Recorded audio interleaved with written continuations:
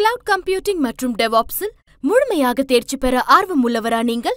இந்தியாவிலேயே முதல் முறையாக இகாஸ் கிளவுட் 1-to-1 மற்றும் குழு முறையிலும் அனுபவம் மிக்க பயிற்சியாளர்களால் ஆன்லைன் வழியாக வகுப்புகளை வழங்குகிறது.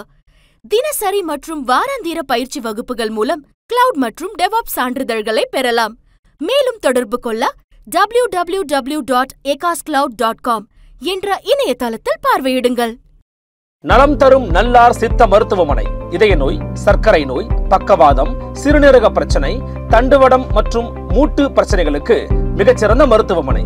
கிருஷ்ணகிரி, சென்னை மற்றும் மதுரை. தொடர்புக்கு 8807666117 மற்றும் 8807666118. இன்றைக்கு நீதிமன்ற அவமதிப்பு என்பது ஒரு மிகப்பெரிய பேசு பொருளாக பொதுவாகவே பார்க்கிறேன். இப்போ ஊடகமோ அல்லது வேறு யாருமோ, எந்த பத்திரிகையோ எந்த விதமான ஊடகமும் அவர்கள் நீதிமன்ற அவமதிப்புக்காக நிறைய தயங்குறாங்க. இங்கே இருக்கக்கூடிய கண்டெம்ட், கிரிமினல் கண்டெம்ட் என்பது இன்னும் அது விமர்சனத்துக்குள்ளதாக நான் பார்க்கிறேன். உலகத்தில், அதாவது நாமெல்லாம் இங்கிலாந்து காப்பி பண்ணுவாங்க, சட்டம்லாம் இங்கிலாந்தை தழுவியது. இங்கிலாந்தில் இப்போ அது கிடையாது. அந்த நீதிபதிக்கு முன்னாடியே நடக்கிற அந்த கிரிமினல் கண்டெம்ட்டை அந்த நீதிபதி அப்போதே கிரிமினல் கண்டெம்ட்டை நடவடிக்கை எடுக்கலாம் நேரா. அப்படி எடுக்கும்போது கூட இப்படி சொல்றாருன்னு வச்சுங்களேன், ஐயா நான் நீங்க சொல்ற மாதிரிலாம் பண்ணல, அதில் நீங்க ஒன்று சொன்னீங்க, நான் ஒன்று சொன்னேன், அதனால நீங்க விசாரிக்காதீங்க, வேற நீதிபதிக்கு போங்கன்னா அதை அவர் வேற நீதிபதிக்கு அனுப்புறது நல்லதுன்னு சட்டம் சொல்லுது. அதாவது ஒருத்தர் ஒரு பேட்டி கொடுக்குறாரு, கட்டுரை எழுதுறாரு, இல்லை பப்ளிக் மீட்டிங்ல பேசுறாரு, அதில் ஒரு நீதிபதியை அவதூறாக பேசிக்கிறார், மாண்பை குறைக்கும், நீதிமன்றத்தின் மாண்பை குறைக்கும், நீதிமன்றத்தின் மாண்பை தனிப்பட்ட முறையில் தீர்ப்பை விமர்சிப்பதல்ல, தீர்ப்பை விமர்சிக்கலாம். அப்படி கண்டு இருந்தால் அப்ப என்ன பண்ணணும்னா, அது கண்டெம்ட் ஆஃப் கோர்ட் ஆக்டின் சென்னை உயர்நீதிமன்றம் 1975 விதி பண்ணியிருக்காங்க. அந்த கூட இங்க இதுல என்ன சொல்லுதுன்னா, விதி 8 இந்த மாதிரி இப்ப நீங்க அமைச்சிருக்காருல, அதை தலைமை நீதிபதி அட்வொகேட் ஜெனரல் கொடுத்து அவருடைய ஒப்பீனியன் கேட்பார். வாஞ்சநாதன் வழக்கை மட்டும் பேசணும்னா அது 2-3 கட்டமா பேசலாம். முதல்ல நீங்க சொன்னீங்க, வழக்கு நடக்கும் போது நீதிபதி சுவாமிநாதன் அவர்கள் உபயோகப்படுத்திய இந்த வார்த்தைகள் தடித்த வார்த்தைகள் தவிர்த்திருக்க வேண்டும். என்னது? நீ கவர்ட், கோடை, இதெல்லாம் அவசியம் இல்லாத வார்த்தைகள். இதெல்லாம் பெருசுபடுத்தி பேசுறது புரியுது, தேவையில்லை. ஆனால் இந்த இது எப்போ இந்த புள்ளி, ஆரம்ப புள்ளி 24/7/2025 அன்று அவரை 1.25 மணிக்கு ஆஜராக சொல்லி வஞ்சநாதனுக்கு ஒரு தகவல். எப்படி தகவல் வருதுன்னா, அவர் சங்கத்தில், அவருடைய வழக்குடைய சங்கத்தின் மூலமாக வருது. இந்த சமூகத்தில் சாதி இருக்குன்னு தெரியுது, ஜாதியை பேஸ் பண்ணி தான் ஒரு தண்டனை கொடுக்கறாங்கன்னு தெரியுது. யார் சார் அது ரைட்ன்றாங்க? சார் குழந்தை கேட்டா கூட அது எப்படி ரைட்னு எப்படி சொல்ல முடியும்? நான் என்ன நான் சொல்ல வரேன்னா, அவருடைய ஒப்புதல் வாக்கு மூலம் இன்னைக்கு இப்படி சாதி இந்த அளவுக்கு அப்படியே போய் கரை வடிஞ்சு கிடக்குன்றது சொல்ற வராங்கதான். அத ஒவ்வொருத்தருக்கும் அந்த கரை இருக்கு, அந்த கரை ஒவ்வொருத்தரும் எவ்வளவு தூரம் நீக்கிறாங்கன்றதான் கேள்வி. இந்த வாஞ்சநாதன் போய் நிறைய வீடியோ பேசிக்கிட்டே இருக்காரு அப்படின்றாரு. என்ன தப்பு? பேசட்டும், என்ன தப்பு? வக்கீலுக்கு அதை விட வேற என்ன வேலை?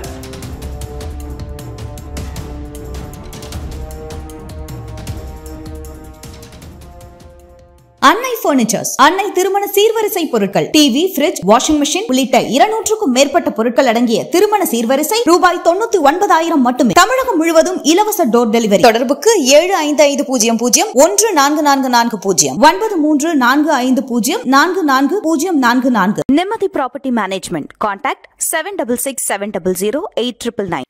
ஃபோர்த் ஸ்டேட் தமிழ் நேயர்களுக்கு அருள்மொழிவர்மனின் அன்பார்ந்த வணக்கங்கள். இது உங்கள் ஃபோர்த் ஸ்டேட் தமிழ் வழங்கும் பெருதும் பெருதுகள் நிகழ்ச்சி.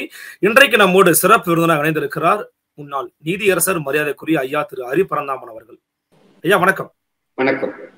அண்மையில ஒரு விவகாரம் தமிழ்நாடு தழுவிய அளவுல அறிவுசார் தளத்துல இயங்கக்கூடியவங்களா இருக்கட்டும், சமூக தளத்துல இயங்கக்கூடியவங்களா இருக்கட்டும், அனைவருக்கும் ஒரு அதிர்ச்சியை ஏற்படுத்தி இருக்கிறது. வழக்கறிஞர் வாஞ்சிநாதன் அவர்களுக்கு எதிராக நீதிமன்ற அவமதிப்பு அப்படிங்கிறத தொடர்ந்திருக்கிறார் நீதியரசர் ஐயா திரு ஜி.ஆர். சுவாமிநாதன். அதனுடைய ஆரம்ப புள்ளி எது? ஏன்னா ஒரு வழக்கறிஞரை நீதிமன்ற வளாகத்துக்குள்ளேயே, அந்த வழக்காடு மன்றத்துக்குள்ளேயே கோழை அப்படிங்கிற வார்த்தையெல்லாம் பயன்படுத்தி பேசியிருக்கிறாரு அப்படிங்கிறத பாக்குறோம். ஒரு நீதியரசரா உங்களுடைய முதற்கட்ட பார்வை என்ன? இது ஆரம்ப புள்ளி எங்க இருந்து வருதுங்க? எனக்கு நான் முதல்ல நம்முடைய சகோதரர் முன்னாங்க நீதியரசர் சாமிநாதன் அவர்களுக்கு என்னுடைய மிகப்பெரிய நன்றியை தெரிவித்துக் கொள்கிறேன். ஏன்னா இன்றைக்கு நீதிமன்ற அவமதிப்பு என்பது ஒரு மிகப்பெரிய பேசு பொருளாக பொதுவாகவே பார்க்கிறேன். இப்ப ஊடகமோ அல்லது வேறு யாருமோ, எந்த பத்திரிகையோ எந்த விதமான ஊடகமும் அவர்கள் நீதிமன்ற அவமதிப்புக்காக நிறைய தயங்குறாங்க. ஏன்னா இங்க தமிழ்நாட்டில் இந்தியாவில் இங்க இருக்கக்கூடிய கண்டெம்ட், கிரிமினல் கண்டெம்ட் என்பது இன்னும் அது விமர்சனத்துக்குள்ளதாக நான் பார்க்கிறேன். உலகத்துல அதாவது நாமெல்லாம் இங்கிலாந்து காப்பி பண்ணுவாங்க, சட்டம்லாம் இங்கிலாந்தை தழுவியது. இங்கிலாந்துல இப்ப அது கிடையாது. நீங்க இப்படி எல்லாம் இதெல்லாம் யாரும் கண்டுக்கிறதே இல்லை. நீங்க பாட்டு உங்க 4th எஸ்டேட்ல என்ன ஒரு ஜட்ஜை பேசுறீங்கன்னு ஜட்ஜி பார்க்கவே மாட்டாரு. நீ என்ன வேணா பேசலாம். அந்த அளவுக்கு அங்க போயிட்டாங்க. அவங்க விஷயத்த நீ என்ன அங்க கண்டெம்டே கிட்டத்தட்ட கிடையாது, தூக்கி அதை எரிஞ்சிட்டாங்க. அதே மாதிரி டிஃபர்மேஷனும் கிடையாது. அவதூறு இருக்கு பாருங்க, அது கூட கிரிமினல் டிஃபர்மேஷன் கிடையாது. எனக்கு ஒரு 10 கோடி ரூபாய் கொடு, என்னோட அவமானம் போயிடுதுன்னு சொல்லி, மரியாதை போயிடுதுன்னு சொல்லி கேட்கலாம். ஆனா நீ ஒரு குற்ற நடவடிக்கை, அது ஜெயிலுக்கு போன்னு சொல்றதுக்கு அந்த நாட்டுல கிடையாது, எந்த வெளிநாட்டு. அதாவது நான் சொல்றது மேற்கத்திய ஜனநாயகம். நான் இப்போ இதை சொன்னே பாகிஸ்தான் எங்கன பத்தி எல்லாம் பேசல நான் இன்னைக்கு. அதனால இன்னைக்கு இந்த விவாதத்தை நடத்துவதற்கான தளத்தை உண்டாக்கி கொடுத்த சகோதரர் சாமிநாதன் அவர்களுக்கு என்னுடைய மனமார்ந்த நன்றிகள். அதனால இன்னைக்கு இந்த விவாதம் நடந்துட்டு இருக்கு. அதான் இன்னைக்கு கண்டெம்ட்னா என்ன, இப்ப என்ன ஆகுதுன்னாங்க, ரெண்டு விஷயம். ஒன்னு சிவில் கண்டெம்ட், தயவுசெய்து புரிஞ்சுங்க. 2 கிரிமினல் கண்டெம்ட். சிவில் கண்டெம்ட்னா என்ன, ஒரு வழக்கு போடுறீங்க நீங்க, அந்த வழக்குல ஒரு உத்தரவு வருது, அந்த உத்தரவை நீங்க கீழ்ப்படியில, நீங்க ஒரு வழக்கு போடுறீங்க, அந்த வழக்குல ஒரு கல்வித்துறை அதிகாரிக்கு ஒரு டைரக்ஷன் சொல்றாங்க, நீங்க 6 மாதத்துக்குள்ள நீங்க அவருக்கு வேலை கொடுங்கன்றாங்க. அவர் வேலை கொடுக்கல, இல்ல ஏதோ ஒரு ஒரு டைரக்ஷன் கொடுக்குறாங்க, அதை கம்ப்ளை பண்ணல, அது அப்படின்னா அது சிவில் கண்டெம்ட்னு பேருங்க. கிரிமினல் கண்டெம்ட் என்பது பிராடா ABC 3 இருக்கு. நம்ம பிராடா புரிஞ்சுக்கிறது 2ஆ சொல்லலாம். ஒண்ணு, நேரடியாக நீதிமன்றத்தில் செயல்பாட்டை தடுத்து நிறுத்துவது, அது மாதிரி அட்மினிஸ்ட்ரேஷன் ஆஃப் ஜஸ்டிஸ் அதை பண்றது. ஒருத்தர் கோர்ட்டுக்குள்ள போறாரு, கோர்ட்டு செயல்பட விடாம பண்றாரு, மைக்க போய் ஆஃப் பண்றாரு, பண்டில புடுங்குறாரு, கண்ணா பின்னான்னு பேசுறாரு, நீதிமன்றத்தை செயல்படாம நீங்க ஆர்ப்பாட்டம் பண்ற மாதிரி எல்லாம் பண்றது, அது எக்ஸ்ட்ரீமா உதாரணத்துக்காக சொல்றேன், இது போன்றது. இன்னொன்று, அவதூறாக பேசுவது, நீதிமன்றத்தினுடைய மாண்பை குலைப்பதாக சொல்வது அப்படின்றது அப்படி இருக்கிறது. முதல்ல சொன்ன பாருங்க, அது நீதிபதிக்கு முன்னாடியே நடக்கிறது. நீதிபதிக்கு முன்னாடியே நடக்கிற அந்த கிரிமினல் கண்டெம்ட்ட அந்த நீதிபதி அப்போதே கிரிமினல் கண்டெம்ட்ட நடவடிக்கை எடுக்கலாம் நேரா. அப்படி எடுக்கும் போது கூட இப்படி சொல்றாருன்னு வச்சுங்களேன், ஐயா நான் நீங்க சொல்ற மாதிரி எல்லாம் பண்ணல, அதுல நீங்க ஒண்ணு சொன்னீங்க, நான் ஒண்ணு சொன்னேன், அதனால நீங்க விசாரிக்காதீங்க, வேற நீதிபதிக்கு போங்கன்னா அதை அவர் வேற நீதிபதிக்கு அனுப்புறது நல்லதுன்னு சட்டம் சொல்லுது. ஆனால் கட்டாயம் இல்லை, ஆனா ஸ்பெசிபிக்கா சொல்லுது. அதுல இப்ப நம்ம அதை பத்தி பேசல, இப்ப எதுவுமே அந்த கட்டம் இல்லை. 2வது சொன்னதுதான், அதாவது ஒருத்தர் ஒரு பேட்டி கொடுக்குறாரு, கட்டுரை எழுதுறாரு, இல்ல பப்ளிக் மீட்டிங்ல பேசுறாரு, அதுல ஒரு நீதிபதியை அவதூறாக பேசுகிறார், மாண்பை குறைக்கும், நீதிமன்றத்தின் மாண்பை குறைக்கும், நீதிமன்றத்தின் மாண்பை தனிப்பட்ட முறையில தீர்ப்பை விமர்சிப்பதல்ல, தீர்ப்பை விமர்சிக்கலாம். அப்படி கண்டு இருந்தால் அப்ப என்ன பண்ணணும்னா, அந்த நீதிபதி அந்த விஷயத்தை, அந்த பேப்பர் கட்டிங்க, அந்த இன்டர்வியூவை என்ன அந்த விஷயத்தை தலைமை நீதிபதிக்கு அனுப்பணும். தலைமை நீதிபதி வழக்கமாக அவர் அட்வொகேட் ஜெனரலுக்கு அனுப்புவார்.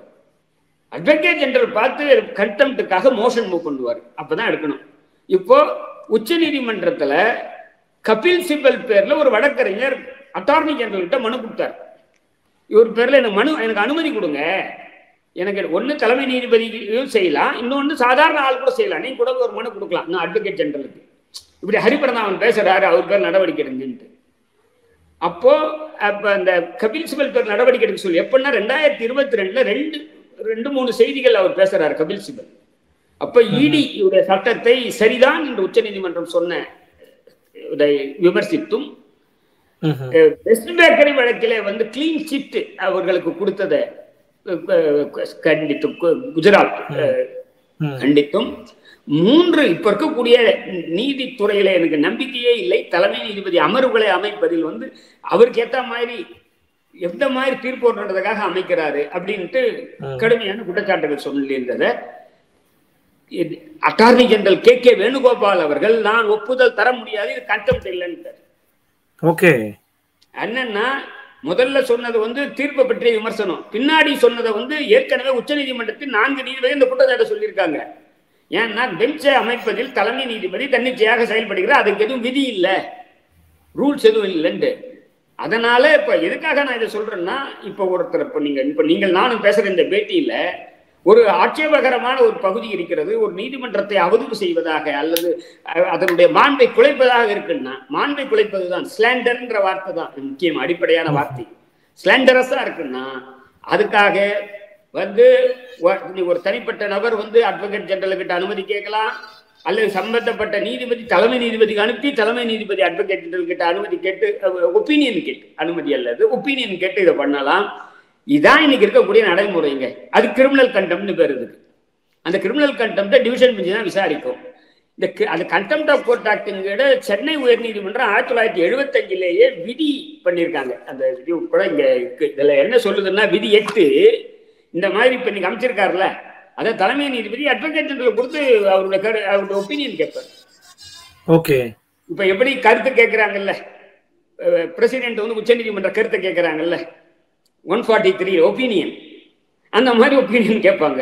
அப்ப இந்த மாதிரி இதை மாண்பு கெடுக்கிற மாதிரி இருக்கா, நீங்க பார்த்துட்டு சொல்லுங்க, நீங்க சொன்னீங்கன்னா நாங்க நடவடிக்கை எடுக்கிறோம்ட்டு. அதான் இதாங்க இப்ப இருக்கிறத புரிஞ்சுக்கிறதுக்காக சொல்றேன். இது எப்படி தொடங்குச்சுட்டு வாஞ்சநாதன் வழக்கம் மட்டும் பேசணும்னா அது 2-3 கட்டமா பேசலாம். முதல்ல நீங்க சொன்னீங்க, வழக்கு நடக்கும் போது நீதிபதி சுவாமிநாதன் அவர்கள் உபயோகப்படுத்திய இந்த வார்த்தைகள் தடித்த வார்த்தைகள் தவிர்த்திருக்க வேண்டும். என்னது?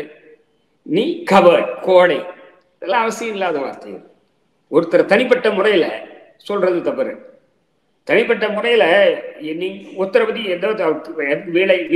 வீரன்னு சொல்ல வேண்டாம், கோடைன்னு சொல்ல வேண்டாம். அதே மாதிரி நீ யார் ஆக்டிவிஸ்டா, நீ ஒரு உணவு எவன்டா ஆக்டிவிஸ்ட்ன்றான் அப்படின்றதும் தவறு. இன்னைக்கு சொல்லியிருக்காரு, ஆர்டர்லயே போட்டிருக்காரு. ரெண்டுமே ஆர்டர்ல ரிஃப்ளெக்ட் ஆயிருக்கு. அது தவிர்த்திருக்க வேண்டியது. அது அவர் வருத்தப்படுறணும். அவரு அதை இதுக்கெல்லாம் நம்ம இல்லாட்டி கூட கடந்து போகணும்னு கேட்டேன். இதெல்லாம் பெருசுபடுத்தி பேசுறது புரியுது, தேவையில்லை. ஆனால் இது எப்போ இந்த புள்ளி ஆரம்ப புள்ளி 24/7/2025 அன்று அவரை 1:15 மணிக்கு ஆஜராக சொல்லி வஞ்சநாதனுக்கு ஒரு தகவல். எப்படி தகவல் வருதுன்னா, அவர் அவருடைய வழக்குரை சங்கத்தின் மூலமாக வருது. வழக்குரை சங்கத்துக்கு ஒரு ஆர்டர் வருது, இந்த வக்கீல் ஆஜராக சொல்லுங்க, இந்த வழக்குல ஆஜராக சொல்லுங்க. அந்த வழக்கு என்ன வழக்கு? தஞ்சை பல்கலைக்கழகத்துல ஒரு சர்வீஸ் மேட்டர், ஒரு அசிஸ்டன்ட் ப்ரொஃபசர் யாரோ ஒருத்தருக்கும் இன்னொருத்தருக்கும் நடக்கக்கூடிய எனக்கு கொடுக்கூடாது, எனக்கு கொடுக்கூடாது, அந்த மாதிரி. அதுல இவர் எதிர்த்தரப்பாருக்கு ஆஜராக இருந்தார். அது ஒரு தரப்பா இருக்கு. அதுல பின்னால் ஒரு கட்டத்துல அவரு சேஞ்ச் ஆஃப் வக்கீலுக்கு கேட்டார், கொடுத்துடுறாரு. வேற நான் ஒரு சீனியர் அட்வொகேட், வாஞ்சிநாதன் மூத்த சீனியர் அட்வொகேட் கிடையாது, அது கொடுத்துறாரு. வேற வக்கீல் ஆஜராகிறார். 24ஆம் தேதி இன்னைக்கு வாஞ்சிநாதன் பேர் அதுல இல்ல வழக்குல. அவரை கூப்பிட்ட உடனே எனக்கு புரியல, எதுக்காக கூப்பிடுறாங்கன்னு அவருக்கு புரியாது. அவருடைய தரப்பு போய் என்னங்க கேட்கிறார், இந்த வழக்கில் நீங்க இருக்கீங்களா? நான் இல்லைங்க, அதோட முடிஞ்சு போச்சு. அதுக்கு அடுத்து இல்லைங்க, அடுத்து உங்ககிட்ட ஒரு கேள்வி. என்ன கேள்வி? நீங்கள் என்னை பற்றி நான் சாதி ரீதியாக செயல்படுவதாக பேசுகிறீர்கள். அப்போ சொல்றாரு, நீங்க கேட்கறது எனக்கு புது ஆச்சரியமா இருக்கு. இந்த வழக்குக்கு கூப்பிட்டீங்க, திடீர்னு இப்படி ஒரு கேள்வியை கேட்குறீங்க அப்படின்னா அது என்ன விவரம்னு எனக்கு விவரம் சொல்லுங்க, நான் அதுக்கு பதில் சொல்றேன், எழுதி கொடுங்க. உடனே நான் இப்போ எழுதித்தரேன், உடனே ஆர்டர் கொடுத்துறேன். அது அடுத்த நாள் அவர் சர்வ் பண்றாங்க. அதுல என்ன, இதெல்லாம் 2 லைன் தான். அது கண்டென்ட் என்னன்னா, சாதி ரீதியாக செயல்படுவதாக யூ வாஞ்சிநாதன் மேக் இம்ப்யூட்டேஷன். நீ இது என்ன, நீ இதை ஒத்துக்கிறியா அப்படின்றது தான் அவர் சொல்றாரு. நீங்க அப்போ அவருக்கு அதை கிடைச்ச உடனே 24 ஆர்டர் போட்டு 28 இன்னைக்கு போடுறாரு இந்த வழக்கு. 28 வரப்ப இவர் எழுத்து மூலமா அதுக்கு பதில் கொடுக்குறாரு. ஏன் நீங்க எந்த விவரமும் இல்லை அதுல. நீங்க நான் எந்த பேட்டியில சொன்னா, மேடை பேச்சில சொன்னா, கட்டுரை எழுதுறதுல சொன்னா, இல்ல பேட்டி சொன்னா எந்த சேனலுக்கு, எந்த யூடியூப் சேனலுக்கு, எந்த டிவிக்கு நான் கொடுத்த பேட்டி, எந்த தளத்துல அவர் அப்படி பேசினாரு அப்படிங்கிறதுக்கான விவரமே இல்ல, அதுல எந்த விவரமும் இல்ல அப்படின்றது ஒண்ணு. ரெண்டு, அப்படியே நான் அப்படி கொடுத்துருந்தேன்னா உங்களை பத்திய குற்றச்சாட்டா இருந்தா நீங்க விசாரிக்க கூடாதுங்க. ரெண்டு. மூணு, இதை பத்தி நீங்க தலைமை நீதிபதிக்கு சட்டம் என்ன சொல்றது அதன்படி செய்யுங்க, தலைமை நீதிபதி நடவடிக்கை எடுக்கட்டும் நான் பாக்குறேன். நாலு, எனக்கு ஒரு சந்தேகம் என்னன்னா, நான் தலைமை நீதிபதி உங்க பேர்ல பெரிய புகார் ஒண்ணு அமைச்சிருக்கேன். அது இப்ப லீக் ஆகி வெளில வருது. நான் அதுக்கு பொறுப்பு இல்லை. நான் 1.5 மாசம் ஆகுது. யார் அதை வெளியே லீக் பண்ணாங்கிறத கண்டுபிடிக்க சொல்லி நான் சைபர் கிரைமுக்கும் புகார் கொடுத்துருக்கேன். அதெல்லாம் உங்க பேர்ல நான் சொல்லியிருக்கேன். அந்த குற்றச்சாட்டுகள் நான் இப்ப சொல்ல போறது இல்லை. அதை நீங்க தெரிஞ்சுக்கிட்டு இதை எடுக்கிறீங்களோன்னு சந்தேகமா இருக்கு. இல்ல இல்ல, நான் அதுக்காகலாம் இல்லைன்றாரு.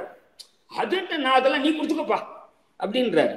ரெண்டு பேரும் ஒவ்வொருத்தரும் ஒரு இவர் இப்படி சொல்றாரு, அவர் அப்படி சொல்றாரு.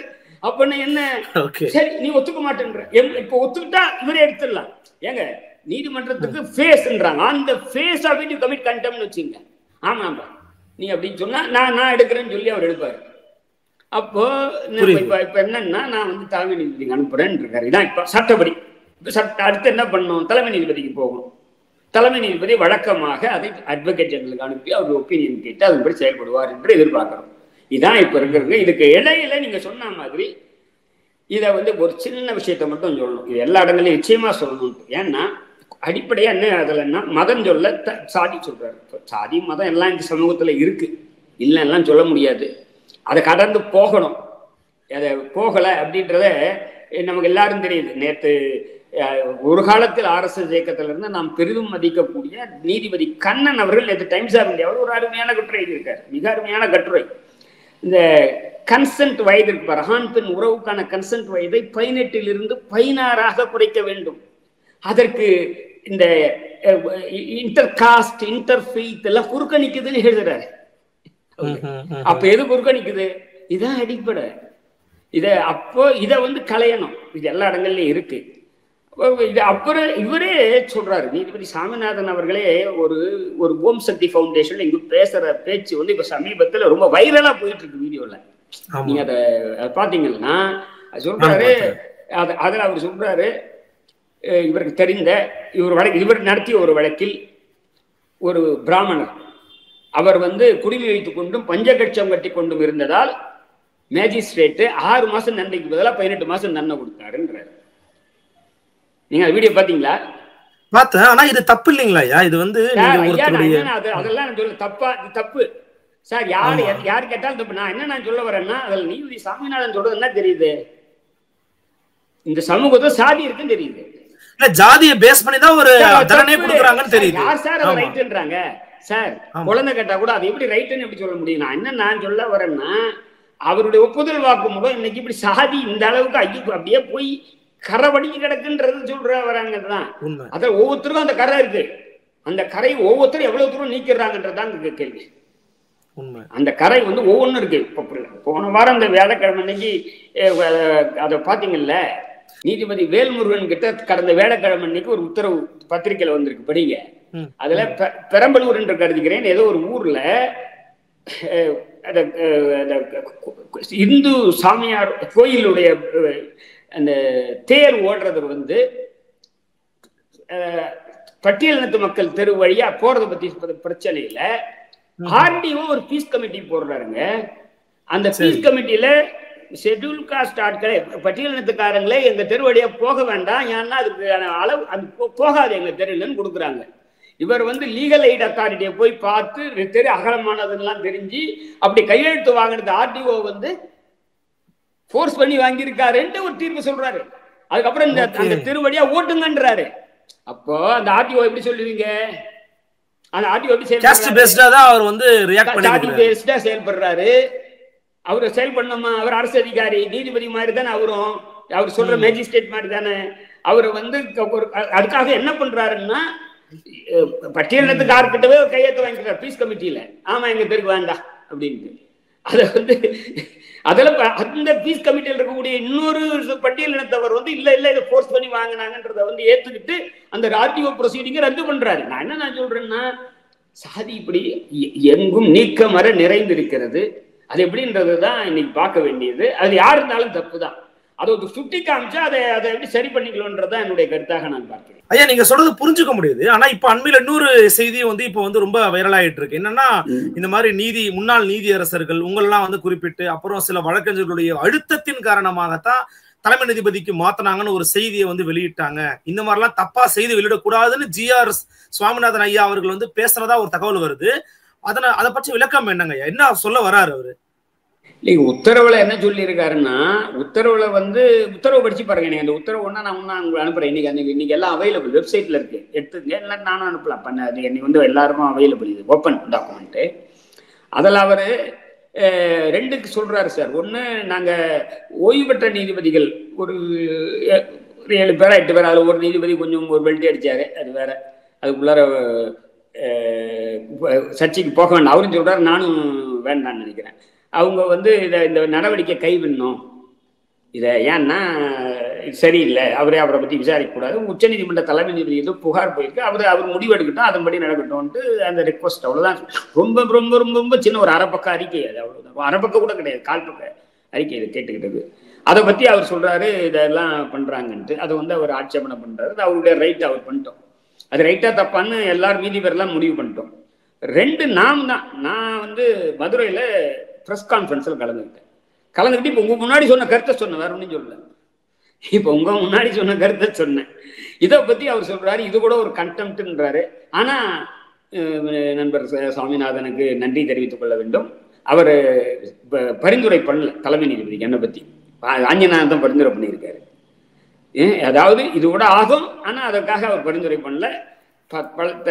ஓய்வு பெற்ற நீதிபதிகள் சம்பந்தமாக அந்த கண்டெம்ட்டை பத்தி எதுவும் கிடையாது. ஆனால் அது ஆட்சேபனையும் இது கண்டெம்ட்ன்ற கருத்தை அவர் தெரிவிக்கிறாரு. அவரு கண்டெம்ட்னு கருதுகிறாரா? இது கண்டெம்ட்ற வார்த்தை உபயோகப்படுத்துறாரு 18ல். அது அவருடைய உரிமை, அவருக்கு அப்படி ஒரு கருத்து இருக்கிறது. அதை அவரை நம்ம ஒன்றும் சொல்லலை. அதை இதான் நாங்கள் போனோம், இது நாங்கள் நினைக்கிறோம், இது இதை பண்ணிருக்கூடாதுன்ட்டு. அதனால தான் சொல்றேன், இவ்வளவு பெரிய தமிழ்நாடு ஃபுல்லா இன்னைக்கு எல்லாம் இதாங்க டிபேட்டே இந்த கண்டெம்ட்டை பத்தி. இல்லாட்டி பேசுவாங்க சார், இல்லாட்டி நாங்களே சொன்னோம், ஐயா சார் வேணாம் சார், எதனா பிரச்சனை வரும்போது நீங்களே ஏன்னா நீங்களும் மாட்டீங்க கண்டெம்ட்ல சார். ஒரு வாட்ஸ்அப் மெசேஜ் ஃபார்வர்ட் பண்ணா நீங்க மாட்ட மாட்டீங்க. ஏன்னா யார் அதை முதலா போட்டாரோ அவர் தான் மாட்டுவாரு. வாட்ஸ்அப் மீடியமும் மாட்டாது. நீங்க ஐடி ஆக்ட் படி, இன்ஃபர்மேஷன் டெக்னாலஜி ஆக்ட்ல அவங்க கிடையாது. மீடியத்துக்கு பிரச்சனை வராது, ஃபேஸ்புக்கு கிடையாது, ட்விட்டருக்கு கிடையாது, வாட்ஸ்அப் கிடையாது. ஆனால் நீங்கள் யூடியூப்ல நேர்காணல் எடுத்தீங்கன்னா நீங்களும் பிரச்சனைக்குள்ளாவீங்க. ஏன் எடுத்தீங்கன்னு கேள்வி கேட்கலாம். ஆமா, நாளைக்கு ஒரு பிரச்சனையாக வரலாம். ஆனால் அதான் இந்த விஷயத்துல இப்போ நடக்கிற இதுல இந்த விவாதத்துக்கு இருக்கு பாருங்க. இந்த விவாதம் எல்லாத்தையும் நடந்திருக்காது. அதுக்காக தான் அவர் நன்றி சொன்னார் எடுத்த உடனே. இல்லாட்டி எல்லாரும் பயப்படுவாங்க, ஐயோ சார் பேசலாமா சார்? உண்மை உண்மை உண்மை உண்மை உண்மை. ஏன்னா இன்னைக்கு ஒரு பொதுத்தளத்துக்கு ஒரு டிபேட்டுக்கு வந்திருக்கு, ஒரு டிபேட்டுக்கு வந்திருக்கு. எஸ், இப்போ உங்களுக்கும் இப்போ இந்த தகவல் தெரியுது இல்லையா? இப்போ கண்டெம்ட்ன்றது அப்படி அவ்வளவு எளிமையானது அல்ல. நீங்க தயவு செய்து அதை புரிஞ்சுக்கணும். ஆனா தப்பு பண்ணா அதுக்கான கான்சிக்வன்ஸ் எதிர்கொள்ள வேண்டி வரலாம். அது ஒருத்தர் கண்ணா பின்னான்னு பேசுறாருன்னு வச்சுங்க, அவர் சுட்டி காட்டுற வழக்கு அப்படிதான். அவர் ஒருத்தர் அவருடைய ஃபேஸ்புக்ல, அவருடைய ட்விட்டர்ல அவர் ஒரு போடுறதுனால அவர் பிரச்சனை ஆகிறாரு. ஆனால் இதுல வாஞ்சிநாதன் தலைமை நீதிபதிக்கு எழுதுறாரு. அது எப்படி கண்டெம்ட் ஆகுன்னா நமக்கு நாங்க எல்லா நீதிபதியும் சேர்ந்து கேட்டோம். அவர் எழுதுறாரு, அது ரைட்டா தப்பான்னு கூட நாங்க சொல்லல சார். அது ரைட்டா, நீங்க நடந்த சம்பவங்களை படிப்படியா சொல்றீங்க. இது பட்டியல் இடுறாருங்க. S S. பட்டியல் ஆனா இதுக்கு பின்னாடி சாதிய மத உணர்வுகள் இருக்கு, இது சரியில்லைன்னு அவர் கருத்து சொல்றாரு. அதை தலைமை நீதிபதி தான் பாருங்க. Yes yes. ஆனால் ஒரு புகார் அளிப்பதே கண்டெம்ட்னு சொல்லக்கூடாது. அதை இப்ப அவர் ஒத்துக்கிறாரு. சாமி அதுக்கு இல்லப்பா, அதுக்காக நான் நடவடிக்கை எடுக்கல, சத்தியமா எடுக்கல, அதுக்காக கிடையாது. நீ இப்படி எல்லாம் பேசுறதா நான் வெளியில அதை கேள்விப்படுறேன். அதான் உன்னை கூப்பிட்டேன். எதுல அதை கூப்பிட்டா இந்த வழக்கில் தான் கூப்பிடுறாரு. இதான் விஷயம். அதுக்காக தான் கேட்க பாருங்க. 24 இல்லை, இப்ப 28 இன்னைக்கு இதோ வீடியோ பாரு, இதுல பேச அப்படின்ற ஒரு வீடியோ போட்டாரா. அப்போ அப்படின்னு அந்த வீடியோ அப்படி பார்த்தா என்ன பண்ணணும், அவரு இப்படி ஒரு வீடியோ இருக்குன்னு தலைமை நீதிபதி அனுப்பணும். ஒரு நான் இன்னொன்னு என்னங்க, இன்னொன்னு அதுல என்ன அந்த வார்த்தை ஆக்குறதுன்னா, இந்த வாஞ்சிநாதன் போய் நிறைய வீடியோ பேசிக்கிட்டே இருக்காரு அப்படின்றாரு. என்ன தப்பு? பேசட்டும். என்ன தப்பு? வக்கீலுக்கு அதை விட வேற என்ன வேலை? வக்கீல் காலைல ஒரு வீடியோ போடுவார், மதியானம் போடுவார். இப்ப இவரை போடுங்க, கூகுள்ல யூடியூப்ல போய் இவரை பேர் சர்ச் பண்ணுங்க, ஜஸ்டிஸ் சுவாமிநாதன். எவ்வளவு வீடியோ வருது பாருங்க. நீதிபதியா இருக்கவங்களே இவ்வளவு பேசினா வக்கீலா இருக்கணும் வேலையே கிடையாது. ஒண்ணு நான் அவர் மட்டும் சொல்ல, நான் எல்லா நீதிபதிகளுடைய வீடியோ பேசுறாரு. சுப்பிரமணியன் ரிட்டையர் ஆனார், பேசுறாரு, எல்லாரும் பேசுறாங்க, நிறைய பேர் பேசுறாங்க. அப்புறம் என்ன இருக்கு? நீ என்ன பேசுறாரு? ரெப்ளீட் ஆஃப் வீடியோஸ்ன்றாரு. எப்ப பார்த்தாலும் அவரை வீடியோ திறந்தா அவரு தான் வராருன்றாரு. அப்போ இது வந்து இது என்ன, இது வந்து இல்ல அது அது அது அது 3 விஷயங்கள்.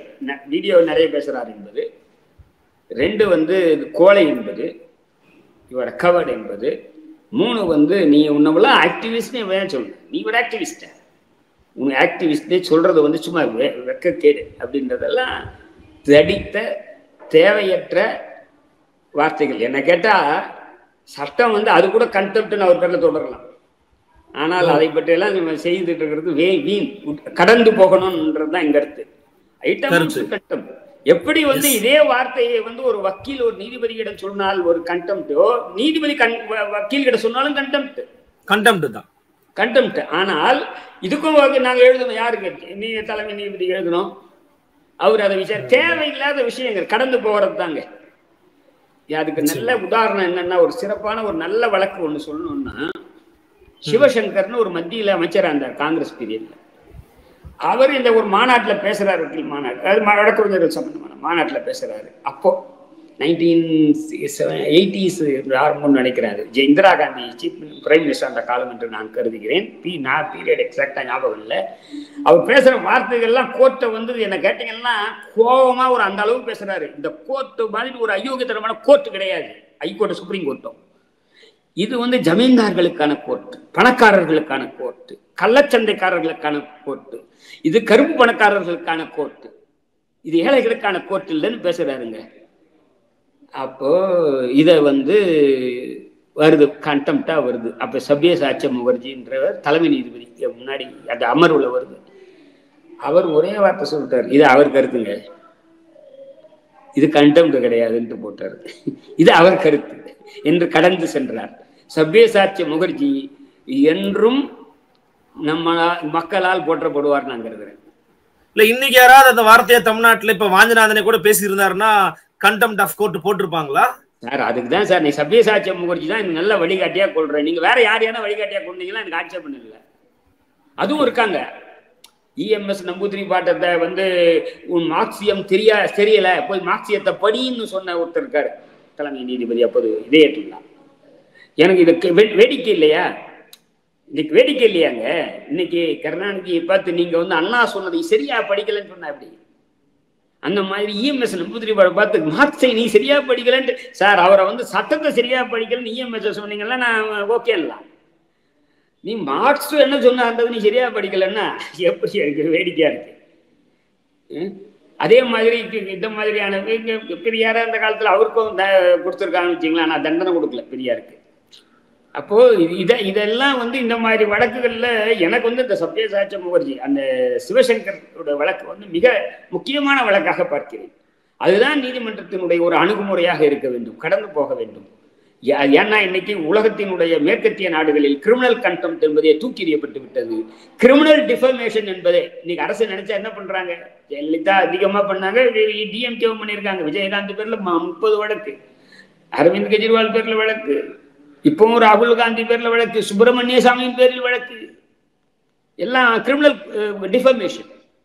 இதையெல்லாம் வந்து வெளிநாட்டுல கிடையாது. வெளிநாட்டுக்கு நான் சொல்லுவது வளர்ச்சி அடைந்த டெமோக்ரஸி. யூரோப்ல கிடையாது, அமெரிக்காவில் கிடையாது, கனடாவில் கிடையாது, ஆஸ்திரேலியாவில் கிடையாது, நியூசிலாண்டில் கிடையாது. அதை நாம் பின்பற்ற வேண்டும். அங்கே இதையெல்லாம் பொறுப்பு சிவில் டிஃபர்மேஷன் இருக்கு. நான் அவமரியாதையோட உங்களோட கௌரவத்தை குறைக்கிற மாதிரி பேசினா 10 கோடி ரூபா கொடுன்னு வழக்கு போடலாம், இல்லை 100 கோடி கொடுன்னு கேட்கலாம். அது வேற, எவ்வளோ நாளும் கேட்கலாம். ஆனா இது ஒரு குற்ற வழக்கா நீ தொடர முடியாது. இப்போ நீங்க அரசாங்கம் கண்டி பண்றதுன்னா கண்ணாமண்ணான்னு தொடரலாம், தொடர்ந்துகிட்டே இருக்காங்க பத்திரிக்கை பேர்ல. எல்லா பத்திரிகையும், இந்து பத்திரிகை உட்பட பல பத்திரிகைகள் பேர்ல டிஃபார்மேஷன் வழக்குகள். ஏன்னா நம்ம சட்டம் இருக்கு. அப்ப யாரை நம்ம நோகணும்? இந்த சட்டத்தை கிரிமினல் டிஃபார்மேஷனை அகற்று, கிரிமினல் கண்டெம்ப்டை அகற்று. இதை மட்டும் வச்சுக்கோ. கோர்ட்டுக்குள்ள ஒருத்தவன் தகராறு பண்றான்னா அவனுக்கு தண்டனை கொடு. இல்ல கோர்ட்டோட உத்தரவை சிவில் கண்டெம்ப்டை வச்சுக்கோ. கிரிமினல் கண்டெம்ப்ட்ல கோர்ட்ல செயல்பாட்டை தடுத்து நிறுத்துறவன தண்டனை. இதை தவிர வச்சுக்கிட்டு நீ இதுல எங்க யூடியூப் நீ மீடியா எடுத்துக்கிட்டீங்கன்னா தலைவலிக்கு எனக்கு இதெல்லாம் எடுத்துடலாமான்னு தோணுது. என்னுடைய வாட்ஸ்அப் இதுல இருந்து வாட்ஸ்அப்ல இருந்து யூடியூப் எல்லாத்தையும் கட் பண்ணிடலாமான்னு கூட அப்பப்ப தோன்றது உண்டு. ஆனா தேவையே அப்படின்றதுக்காக வச்சிருக்கோம். நீங்களே ஒரு நாளைக்கு 4 வீடியோ போடுறீங்க. அத மாதிரி எவ்வளவு வருது, என்ன பாக்குறது? அவ்வளவு அளவுக்கு தேவையில்லை அப்படின்ற அளவுக்கு இப்போ விவாதம் இருக்குன்ற. ஓகே ஓகே, நிறைவாக ஒரு கேள்வி. நீங்க ரொம்ப கரெக்டா சொன்னீங்க எங்க இருந்து ஆரம்பிச்சது எங்க போய்கிட்டு இருக்குன்னு. இதுல எங்கேயுமே ஒரு கட்சி பின்னணி இருக்கிற மாதிரி தெரியல. ஆனா வலதுசாரி ஆதரவாளர்கள் ஐயா ஜி.ஆர். சுவாமிநாதன் ஐயாவுக்கு ஆதரவா பேசக்கூடியவங்க அல்லது செயல்படக்கூடியவங்க இல்லங்க இது ஆளுங்கட்சி இயக்குதுங்க, இது பின்னாடி திமுக இருக்குதுங்க, இப்படிலாம் ஒரு தரப்பை உருவாக்கிக்கிட்டு இருக்காங்களே, அதை பற்றி உங்க பார்வை என்ன? அதை கடந்து போகணுமா? அதை கடந்து போறது இல்லைங்க, அயோக்கியத்தனமானது. ஏன்னா எனக்கு வாஞ்சிநாதனை மிக நன்றாக தெரியும். எனக்கு நான் ஏன் என் மதுரைக்கு போறேன், வெளிநாட்டுக்கு போனேன், வாஞ்சிநாதனை மிக மிக நன்றாக தெரியும். நான் அவரை பத்தி சொல்ல விரும்பல. அதை பத்தி சொன்னோம்னா அதுவே ஒரு பெரிய இது. ஒரு உங்களை மாதிரி இளைஞர், அவர் உங்களோட கொஞ்சம் மூத்தவராக இருக்கலாம். இஸ் 40s, 40-41 வயசு தான். அவர் அந்த குற்றச்சாட்டை அவர் திமுக கிடையாது, திமுகவுக்கு ஆதரவானவர் கிடையாது. நான் ஒரு ரெண்டு உதாரணம் மட்டும் சொல்றேங்க, 2-3 உதாரணம் சொல்றேங்க. ஒண்ணு, அவர் திருப்பரங்குன்றம் பிரச்சனையில் அங்க இருக்கக்கூடிய காவல்துறையும் அங்க இருக்கக்கூடிய அறநிலையத்துறையும் சங்கிகளுக்கு ஆதரவாக செயல்படுகிறது என்று பகிரங்கமாக குற்றச்சாட்டை விட்டு பேசியிருக்கிறார். தோலுரிச்சவர். ஆமா ஆமா, இவங்க தான் மேல ஆர்டர் எடுக்க கூடாதுன்னு தடுத்திருந்து போலீஸ் தான். 2, அங்க பீஸ் கமிட்டி கூட்டத்துல இஸ்லாமிய தரப்பு வெளில எழுந்து போகுது. HRNC சொல்றாங்க இங்க ஆடு வெட்டுறது இல்லைன்ட்டு. HRNC சொல்லுது, இந்துத்துவ சொன்னா பரவாயில்ல, அது உண்மைக்கு புறம்பா சொல்லுது. அப்போ இதை அவர் சொல்றாரு, திமுக அரசாங்கத்தில் இருக்கக்கூடிய இந்த காவல்துறையும் HRNC இப்படி இருக்கேன்னு அவர் சொல்றாருங்க. அதே மாதிரி இந்த மதுரையில முருகன் மாநாடு நடக்கிறதுக்கு முன்னாடி பழனியிலே திமுக நடத்தின முருகன் மாநாட்டை கண்டித்தார்.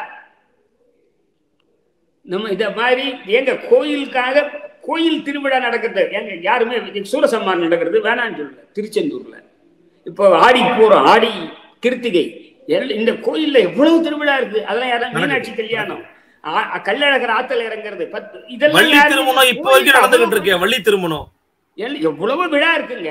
நீ எல்லாம் மாநாடு நடத்த முதல்ல யாரு? நான் திருப்பி அதை கேட்டிருக்காரு வாஞ்சிநாதன். யார் பக்தோச்சல் நடத்தியிருக்காரா, காமராசர் நடத்தியிருக்காரா, அண்ணா நடத்தியிருக்காரா, கருணாநிதி நடத்தியிருக்காரா, எம்ஜிஆர் நடத்தியிருக்காங்களா, இல்ல ராஜாஜி நடத்தியிருக்காரா, ஜெயலலிதா நடத்தியிருக்காங்களா? ஏன் நீ நடத்துற, ஏன் சேகர் பாபு நடத்துற, ஏன் இந்த திமுக அரசு இதை நடத்துதுன்ற கேள்வி அவர் எழுப்பியிருக்காரு. எங்க பிஜேபிக்கு மாநாட்டு மட்டும் இல்ல, அந்த மாநாட்டை கேள்வி கேட்டார். எப்படி அவரை போய் அவர் டிஎம்கே காரன்னு சொல்லுவீங்க? 3, ஸ்டெர்லைட்டில் அருணா ஜெகதீச நீதிபதியினுடைய பரிந்துரையை நிராகரித்ததை கண்டித்திருக்கிறார். ஏன்னா அடிக்கிட்டே போலாங்க. அவர் ஒரு மார்க்சியவாதிங்க, பொது உடைமையாளர், ஒரு பெரியாரிஸ்ட், ஒரு அம்பேத்கரிஸ்ட். நானும் அதே மாதிரி சிந்திக்கிறேன். அதனால தான் அவரோட பயணிகள்.